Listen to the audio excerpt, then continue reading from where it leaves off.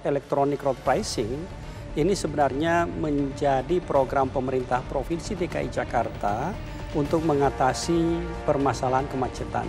Kita tanya sama rakyat Jakarta, apakah transportasi publik di Jakarta ini sudah sangat nyaman? Apakah pedestrian kita sudah steril? Baru kita bicara tentang ERP. Yang satu belum selesai, kita sudah bicara yang lain.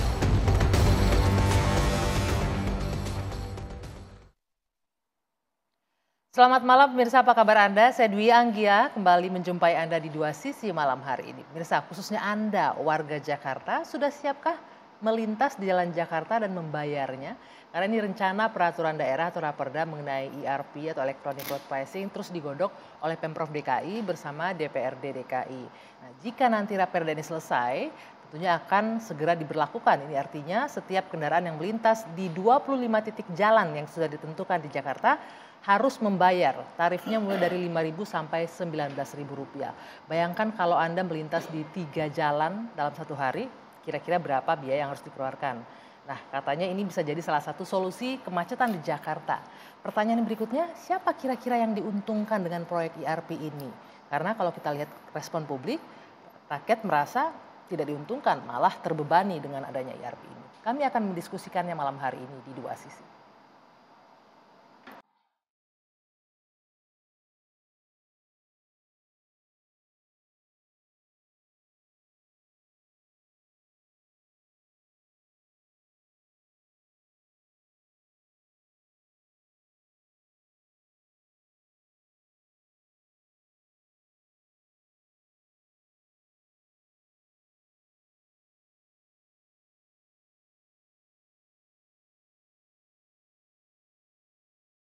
Electronic road pricing ini sebenarnya menjadi program pemerintah Provinsi DKI Jakarta untuk mengatasi permasalahan kemacetan. Strateginya ada dua, yaitu strategi pool, bagaimana layanan angkutan umum itu dibuat senyaman mungkin. Yang kedua adalah strategi push-nya, yaitu bagaimana pembatasan lalu lintas itu dilakukan.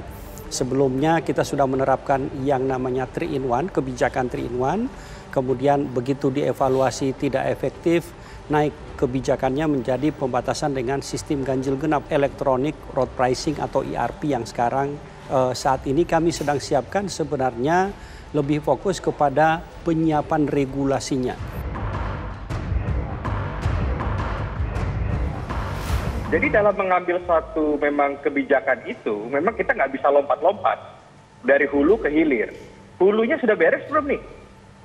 Kita tanya sama rakyat Jakarta, apakah transportasi publik di Jakarta ini sudah sangat nyaman? Apakah pedestrian kita sudah steril? Nah, baru kita bicara tentang ERP. Yang satu belum selesai, kita sudah bicara yang lain. Padahal memang penyusunan raperda ini hanya untuk kebutuhan tender saja. Sekarang ini kebutuhan bisnis siapa nih? Ada titipan siapa nih?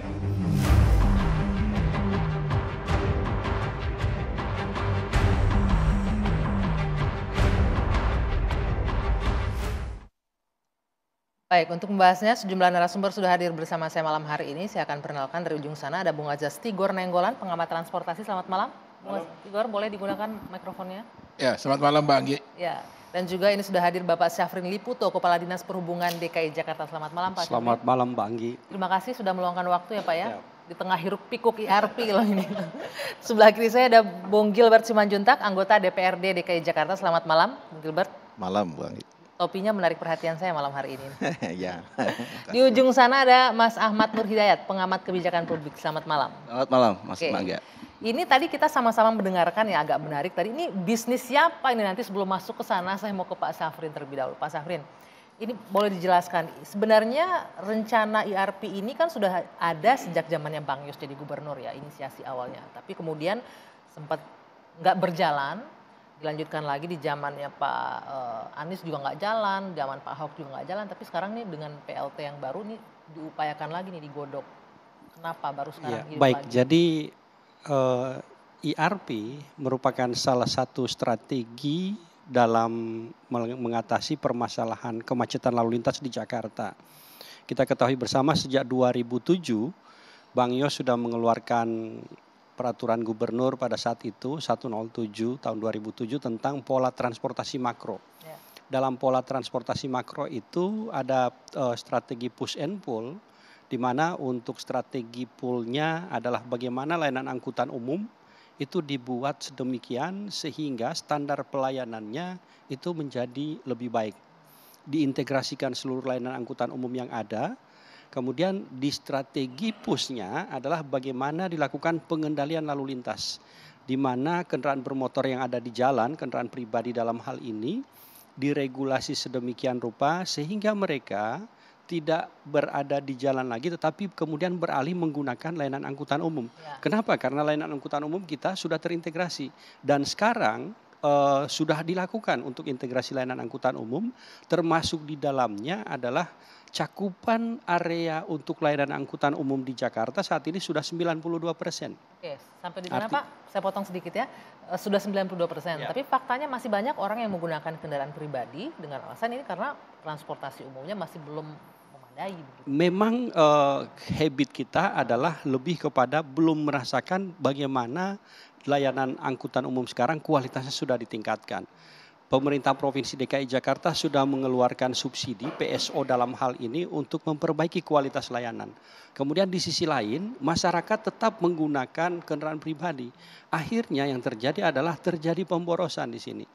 Subsidi pemerintah itu tujuannya adalah agar masyarakat dalam bermobilitas gunakan layanan angkutan umum sehingga mobilitas mereka lebih efisien. Efisiennya ditinjau dari dua hal. Oke. Pertama adalah dari sisi waktu, mereka ada kepastian berapa lama menaiki Transjakarta karena sekarang ada 260 km koridor Transjakarta yang steril kita deliver. Demikian pula halnya sudah ada MRT, LRT, belum lagi ada KRL Jabodetabek yang nantinya melayani dari hinterlandnya Jakarta. Nantinya Juni 2023 ada lagi LRT Jabodebek yang dari Cibubur ke Duku Atas, demikian pula dari kawasan Bekasi Timur ke Duku Atas. Ini artinya sudah terintegrasi semua termasuk dengan wilayah penyangga DKI Jakarta. Iya. Artinya nggak ada lagi nih alasan untuk tidak menggunakan transportasi umum begitu kan ya? Tentu dalam hal ini pemerintah memberikan pilihan.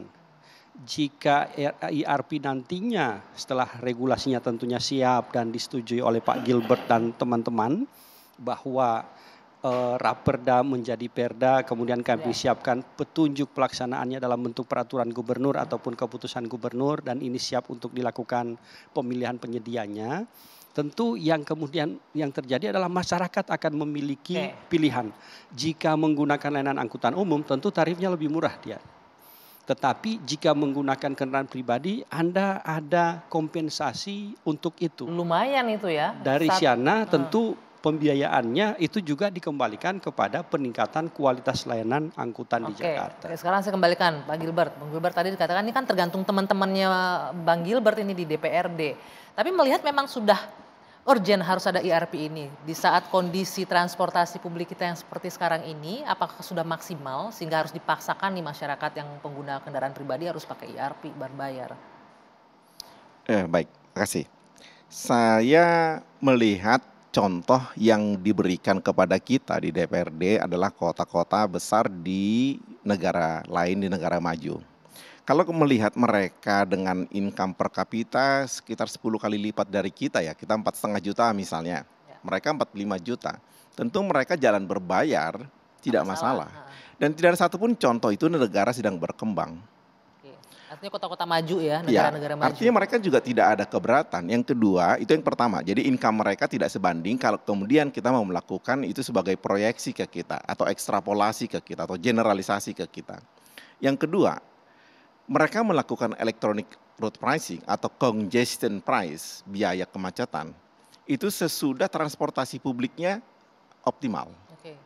Saya tidak mengatakan maksimal ya, karena London pun sampai sekarang masih membangun jalur MRT yang baru. Sampai kemarin kita kunjungan.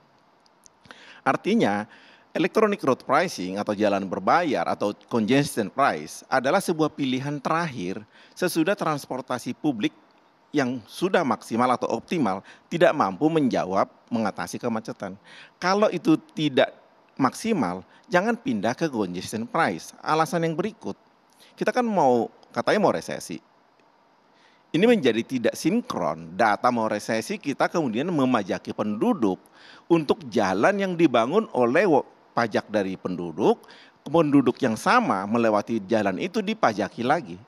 Ini kan menjadi Beban tidak ya buat rakyat sangat.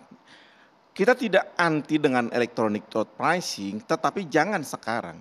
Oke. Karena kalau itu dilakukan sekarang sama dengan membebani rakyat. Ada hal yang berikut nih. Jalan yang ada sekarang kan sebenarnya adalah sebuah kesalahan program. Diambil untuk sepeda, diambil untuk pejalan kaki, terjadi kemacetan. Kenapa lalu warga masyarakat, kenapa rakyat yang menanggung beban itu dibalik sebuah kebijakan yang salah? Oke. Ini kan kebijakan yang salah sebenarnya. Nah, terlepas dari kebijakan yang salah, apakah Anda sudah melihat optimal nih penggunaan kendaraan atau transportasi umum kita?